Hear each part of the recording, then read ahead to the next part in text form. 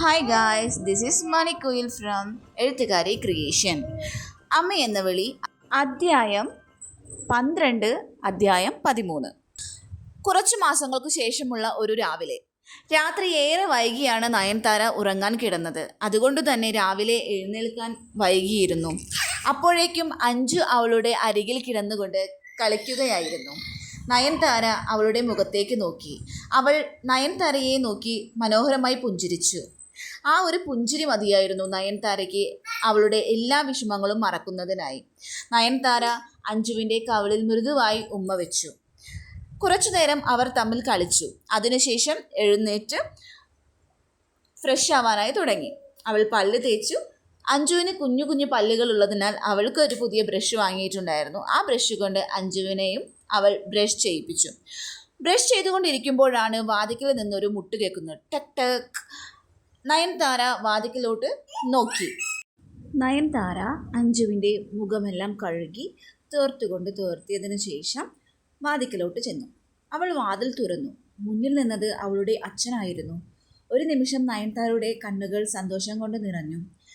അച്ഛാ, അവൾ വിളിച്ചു. അദ്ദേഹത്തിൻ്റെ മുഖത്ത് സന്തോഷമുണ്ടായിരുന്നില്ല.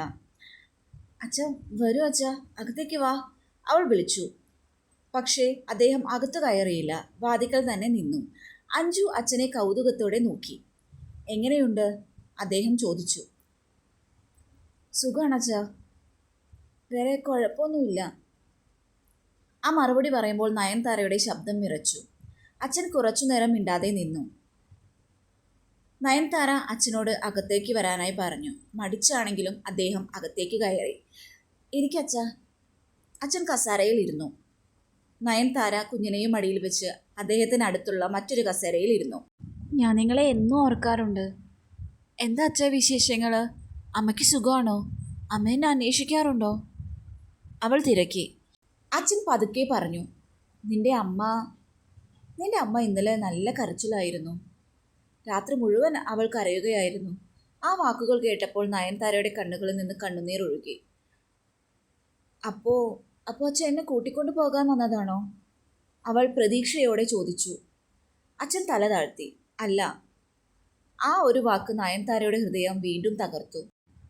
ഞാൻ വന്നത് കാര്യങ്ങൾ നിന്നെ അവസാനമായി പറഞ്ഞ് മനസ്സിലാക്കിപ്പിക്കാനാണ്. അദ്ദേഹം അഞ്ജുവിനെ നോക്കി. ഈ കുട്ടിക്ക് വേണ്ടി നീ നിന്റെ ജീവിതം നശിപ്പിക്കണോ നയൻതാര? അദ്ദേഹം ചോദിച്ചു. നയൻതാര അഞ്ജുവിനെ നോക്കി. അവൾ താഴെ ഇരുന്ന് കളിക്കുകയായിരുന്നു. അച്ഛനൊരു കാര്യം മനസ്സിലാക്കണം.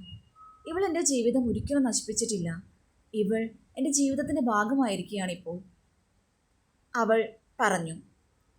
നാട്ടുകാരെന്തു പറയും മോളെ? അദ്ദേഹം പറഞ്ഞു. അവർ എന്ത് വേണമെങ്കിലും പറയട്ടെ. നാളെ നിനക്കൊരു വിവാഹം കഴിക്കണ്ടേ? നിനക്ക് നിൻ്റേതായ ഒരു ജീവിതം വേണ്ടേ? അദ്ദേഹം തിരക്കി. നയൻതാര ചെറുതായൊന്നും ചിരിച്ചു. ഈ കുഞ്ഞിനെ സ്വീകരിക്കാൻ കഴിയാത്ത ഒരാളെ ഞാൻ വിവാഹം കഴിക്കില്ല. എന്നെപ്പറ്റി ഇപ്പോൾ ഓൾറെഡി ഓരോ മോശം കാര്യങ്ങൾ പറഞ്ഞു നടക്കുന്നുണ്ടല്ലോ അച്ഛ. അതെല്ലാം വിശ്വസിക്കുന്ന ആൾക്കാരാണല്ലോ ഈ കുഞ്ഞിനെ സ്വീകരിക്കാൻ തയ്യാറാകാതിരിക്കുന്നത്. അപ്പോൾ അങ്ങനെയുള്ള ഒരാളെ ഞാൻ വിവാഹം കഴിക്കാതിരുന്നാൽ പോരെ? അവൾ പറഞ്ഞു. ആ വാക്കുകൾ കേട്ട് അച്ഛൻ്റെ മുഖം മാറി. അപ്പോഴാണ് പുറത്തുനിന്ന് ഒരു ബൈക്കിൻ്റെ ശബ്ദം കേട്ടത്. നയൻതാരയുടെ അച്ഛൻ എഴുന്നേറ്റ് ഉമ്മറത്തേക്ക് നടന്നു. അത് വിമലായിരുന്നു. അവൻ്റെ കയ്യിൽ പച്ചക്കറികളും മരുന്നും ഉണ്ടായിരുന്നു. വീടിൻ്റെ മുന്നിൽ നയൻതാരയുടെ അച്ഛനെ കണ്ടപ്പോൾ അവനൊന്ന് പകച്ചു. Good morning uncle. അങ്കിൾ എപ്പോഴാണ് വന്നത്? അവൻ തിരക്കി.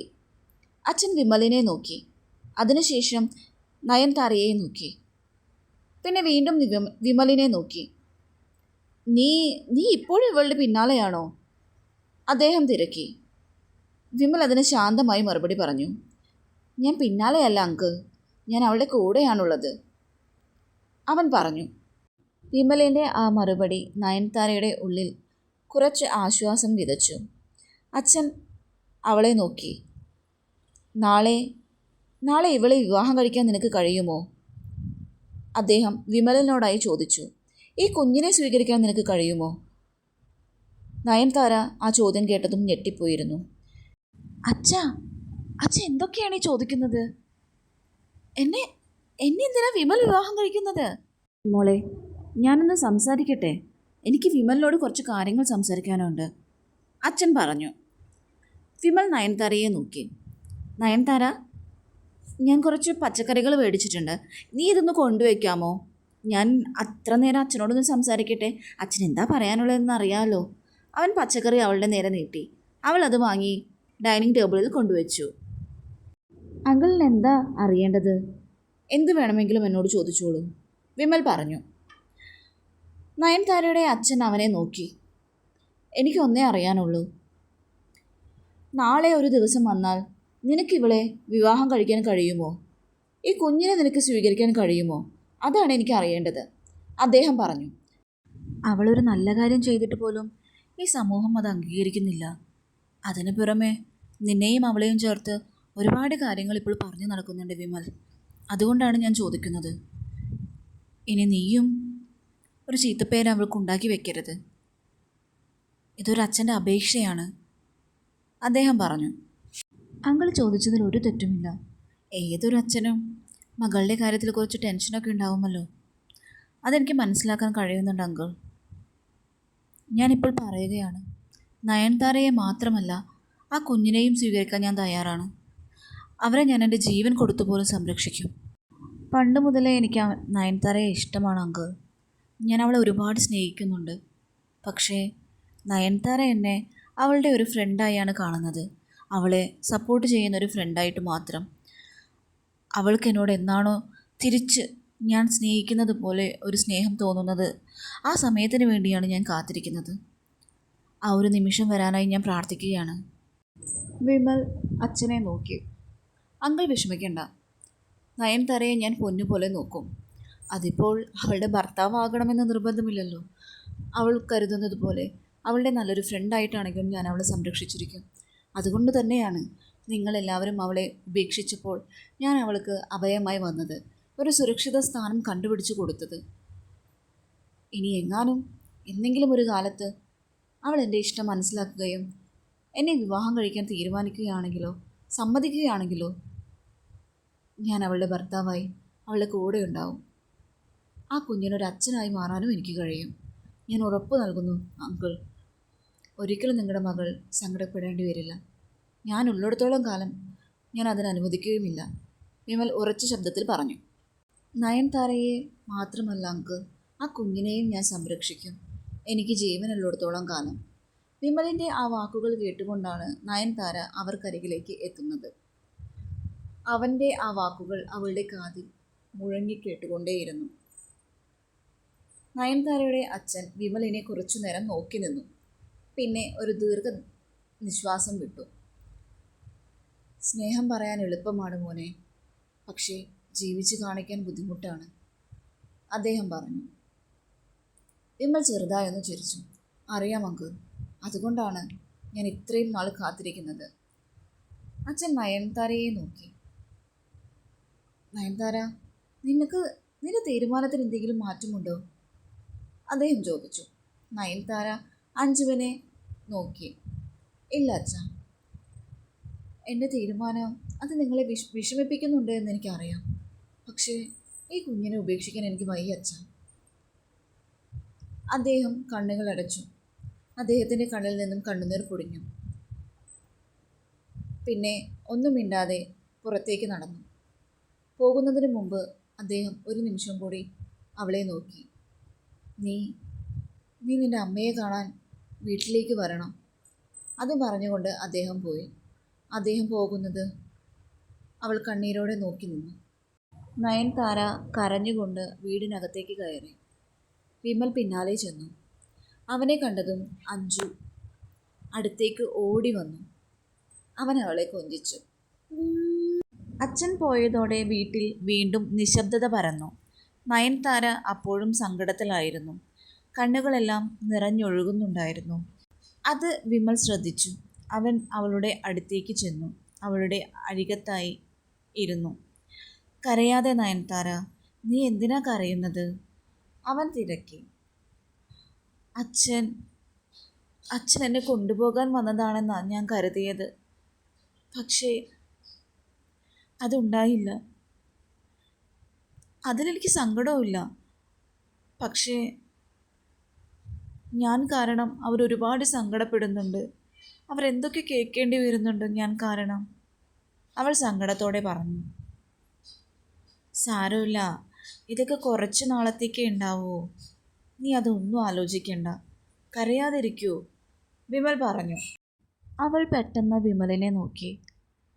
വിമൽ, നീ എന്തിനാ അച്ഛനോട് അങ്ങനെയൊക്കെ പറയാൻ പോയത്? അച്ഛൻ നിന്നോട് ആ ചോദ്യമേ ചോദിക്കാൻ പാടില്ലായിരുന്നു. എന്ത് ചോദ്യം? എനിക്ക് ഓർമ്മയില്ലല്ലോ, അവൻ പറഞ്ഞു.